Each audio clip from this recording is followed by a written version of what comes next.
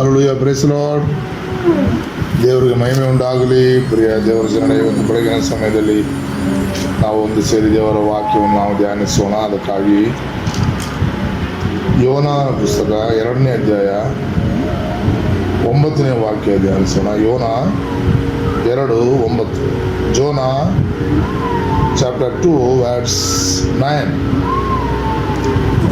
ನಾನಾದರೂ ಸ್ತೋತ್ರ ಧ್ವನಿಯಿಂದ ನಿನಗೆ ಯಜ್ಞವನ್ನು ಅರ್ಪಿಸುವನು, ಮಾಡಿಕೊಂಡ ಹರಕೆಯನ್ನು ಸಲ್ಲಿಸುವನು, ರಕ್ಷಣೆಯು ಯೆಹೋವನಿಂದಲೇ ಉಂಟಾಗುವುದು. ಆಮೆನ್. ಇದು ಯೋನ ದೇವರ ಸನ್ನಿಧಾನದಲ್ಲಿ ಮಾಡಿಕೊಂಡಂಥ ಒಪ್ಪಂದವನ್ನು ಕುರಿತು ನಾವು ನೋಡುತ್ತೇವೆ. ಇಲ್ಲವಾದರೆ ಆತನು ಮೀನಿನ ಹೊಟ್ಟೆ ಒಳಗಡೆ ಇದ್ದುಕೊಂಡು ಪ್ರಾರ್ಥಿಸಿದ ಪ್ರಾರ್ಥನೆಯ ಧ್ವನಿಯನ್ನು ಕುರಿತು ನಾವು ನೋಡುತ್ತೇವೆ. ಅವನು ಹೇಳುತ್ತಾನೆ, ಇಕ್ಕಟ್ಟಿನಲ್ಲಿ ಕುಳಿತುಕೊಂಡು ಹೇಳ್ತಾನೆ, ನಾನಾದರೂ ಸ್ತೋತ್ರ ಧ್ವನಿಯಿಂದ ನಿನಗೆ ಯಜ್ಞವನ್ನು ಅರ್ಪಿಸುವನು, ಮಾತ್ರವಲ್ಲ ಮಾಡಿಕೊಂಡ ಹರಕೆಯನ್ನು ಸಲ್ಲಿಸುವನು. ಯೋನನ ಅವಸ್ಥೆ ನಮಗೆ ಗೊತ್ತು.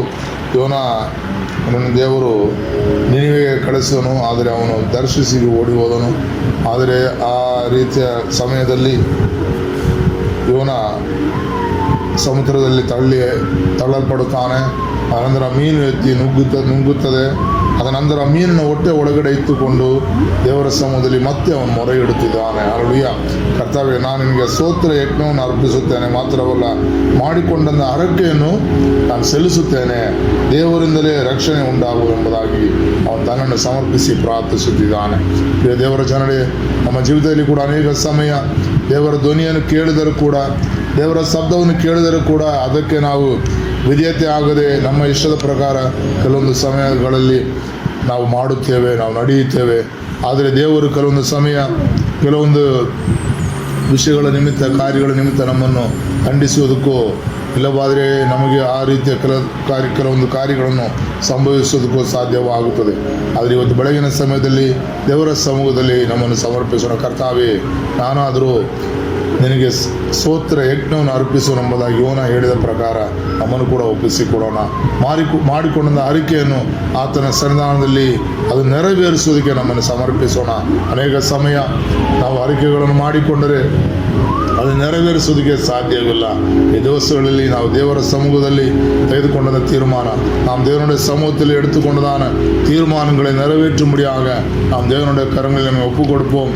ದೇವರಿಂದಲೇ ರಕ್ಷಣೆ ಉಂಟಾಗುವುದು, ಯೆಹೋವನಿಂದಲೇ ರಕ್ಷಣೆ ಉಂಟಾಗುವುದು ಎಂಬುದಾಗಿ ಯೋನ ಹೇಳುವ ಪ್ರಕಾರ ರಕ್ಷಣೆಯು ದೇವರಿಂದಲೇ ಉಂಟಾಗುತ್ತದೆ. ಆಮೇಲೆ ಈ ಸಮಯದಲ್ಲಿ ದೇವರ ಕರದಲ್ಲಿ ನಮ್ಮನ್ನು ಸಮರ್ಪಿಸೋಣ. ನಮ್ಮ ಕರ್ತನ ತಂದೆಯೇ, ಈ ಯೋನ ತನ್ನ ಇಕ್ಕಟ್ಟಿನಲ್ಲಿ ನಿನ್ನನ್ನು ನೋಡಿ ಮೊರೆ ಇಟ್ಟನು.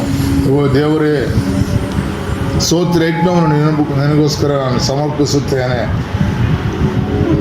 ಮಾಡಿಕೊಂಡ ಹರಕೆಯನ್ನು ನಾನು ಸಲ್ಲಿಸುತ್ತೇನೆ, ರಕ್ಷಣೆ ಯೆಹೋವನಿಂದಲೇ ಉಂಟಾಗುವುದೆಂಬುದಾಗಿ ಹೇಳಿದ ಪ್ರಕಾರ ಕರ್ತಾವೇ, ಅಪ್ಪ ನಾವುಗಳು ಕರ್ತನೇ, ಹಲ್ಲೆಲೂಯಾ, ಸ್ತೋತ್ರ ಯಜ್ಞವನ್ನು ನಿಮಗಾಗಿ ಅರ್ಪಿಸುತ್ತೇವೆ. ಕರ್ತನೇ ಸ್ತೋತ್ರ. ನಾವುಗಳು ಮಾಡಿಕೊಂಡ ಅರಿಕೆಗಳನ್ನು நாங்கள் எடுத்துக்கொண்டதாக தீர்மானங்களை கர்த்தாவே உம்முடைய சமூகத்தை நாங்கள் நிறைவேற்றும்படி எங்களை தாழ்த்தி ஒப்பு கொடுக்கிறாண்டவரே ಸ್ತೋತ್ರ. ನಮ್ಮನ್ನೇ ತಗ್ಗಿಸಿ ಸಮರ್ಪಿಸುತ್ತೇವೆ ಕರ್ತನೇ ಸ್ತೋತ್ರ. ರಕ್ಷಣೆಯು ನಿನ್ನಿಂದಲೇ ಹೊರತು ಮತ್ತೆ ಯಾರಿಂದಲೂ ಅಲ್ಲ ಕರ್ತನೇ ಸ್ತೋತ್ರ. ನಮ್ಮ ಒಂದೊಂದು ಅವಶ್ಯಗಳ ಮೇಲೆ ಕರಚಾಚಿ ಅನುಗ್ರಹಿಸು. ತೆಗೆದುಕೊಂಡ ತೀರ್ಮಾನಗಳನ್ನು ಕರ್ತನೇ, ಹಲ್ಲೆಲೂಯಾ, ನಿನ್ನ ಸನ್ನಿಧಾನದಲ್ಲಿ ಹರಕೆಗಳನ್ನು ನೆರವೇರಿಸುವಂತೆ ನಮಗೆ ಕೃಪೆ ಮಾಡು. ಎಲ್ಲ ತಡೆಗಳು ಯೇಸುವಿನ ನಾಮದಲ್ಲಿ ನೀಗೋಗಲಿ. ಅಪ್ಪ, ಪ್ರತ್ಯಕ್ಷವಾದ ಬಿಡುಗಡೆಗಳನ್ನು ನಾವುಗಳು ಅನುಭವಿಸುವಂತೆ, ಸೌಖ್ಯಗಳನ್ನು ಅನುಭವಿಸಿ ನೀನು ಸಹಾಯ ಮಾಡು. ದೊಡ್ಡ ಕಾರ್ಯಗಳನ್ನು ಮಾಡು, ಅನುಗ್ರಹಿಸು. ಯೇಸುವಿನ ನಾಮದಲ್ಲಿ ಬೇಡುತ್ತೇವೆ ತಂದೆಯೇ, ಆಮೆನ್. Hallelujah, price lord. ದೇವರಿಗೆ ಸ್ತೋತ್ರವಾಗಲಿ. ದೇವರು ನಿಮ್ಮನ್ನು ಅನುಗ್ರಹಿಸಲಿ. ಸ್ತೋತ್ರ.